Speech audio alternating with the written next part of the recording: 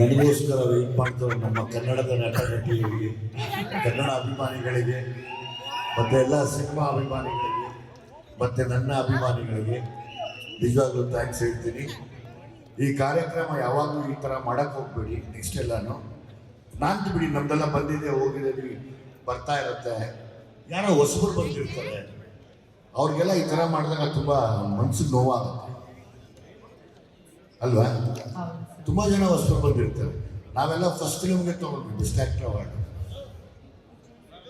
ಸುಮಾರು ಜನ ಹೆಣ್ಮಕ್ಳು, ಹೊಸ ಗಂಡ್ಮಕ್ಳು ಇನ್ಸ್ಪೈರ್ ಆಗಿಬಿಟ್ಟು ಕಾಯೋರು ಸಡನ್ನಾಗಿ ಹಿಂಗೆ ಮಾಡಿದಾಗ ಅದು ತೊಗೊಂಡ್ರು ವೇಸ್ಟ್ ಅನ್ಸುತ್ತೆ.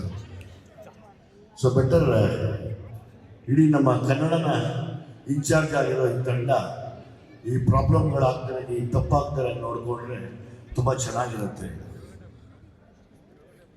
ಎಲ್ಲರೂ ದಯವಿಟ್ಟು ಕೂತ್ಕೊಳ್ಬೇಕು ಅಂತ ಕೇಳ್ಕೊತೀವಿ. ಎಲ್ಲರೂ ಪ್ಲೀಸ್. ಪ್ರತಿ ಸರಿನೂ ಹೀಗೆ ಕನ್ನಡನ ತುಂಬಾ ಎಂಡಿಗೆ ಮಾಡ್ತೀನಿ, ಅದೊಂದು ಬೇಜಾರಿರುತ್ತೆ ಮನಸ್ಸಲ್ಲಿ. ಕನ್ನಡ ಅಷ್ಟೊಂದು ಕೆಳದ ಮಟ್ಟಕ್ಕೆ ಇಳಿದಿಲ್ಲ, ಕನ್ನಡನ ತುಂಬಾ ದೊಡ್ಡ ಸ್ಥಾನದಲ್ಲಿದೆ.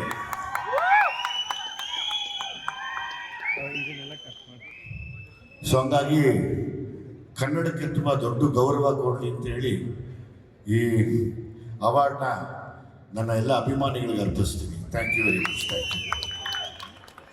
Vijay sir, best actor critics ಖಂಡಿತವಾಗ್ಲೂ ಬಹಳ ಒಂದು ದೊಡ್ಡ ಅವಾರ್ಡ್.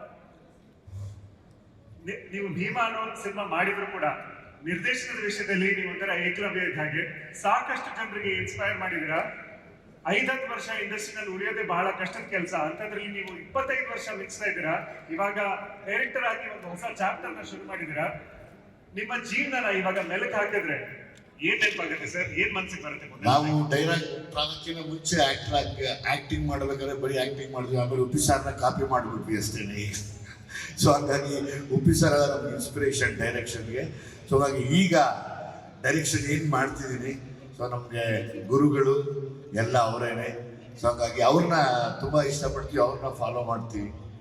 ಹಂಗಾಗಿ ಇದು ಗೊತ್ತಿಲ್ಲ ನನ್ನ ಕೊನೆಯವರೆಗೂ ಒಂದೇ ಹಾರ್ಡ್ ವರ್ಕ್ ಮಾಡೋದಷ್ಟೇ ಗೊತ್ತಿರೋದು. ಅದು ಮಾಡ್ತಿದ್ರೆ ದೇವರೆಲ್ಲ ಒಂದು ಕಡೆ 100% ಎಲ್ಲರನ್ನೂ ಗೆಲ್ಲಿಸ್ತಾರೆ. ಇಂಟ್ರೆಸ್ಟಿಂಗ್ ಮತ್ತು ಇನ್ಫಾರ್ಮೇಟಿವ್ ವಿಡಿಯೋಗಳನ್ನ ಮಿಸ್ ಮಾಡ್ಕೋಬೇಡಿ. ಈಗಲೇ ಸಬ್ಸ್ಕ್ರೈಬ್ ಮಾಡಿ.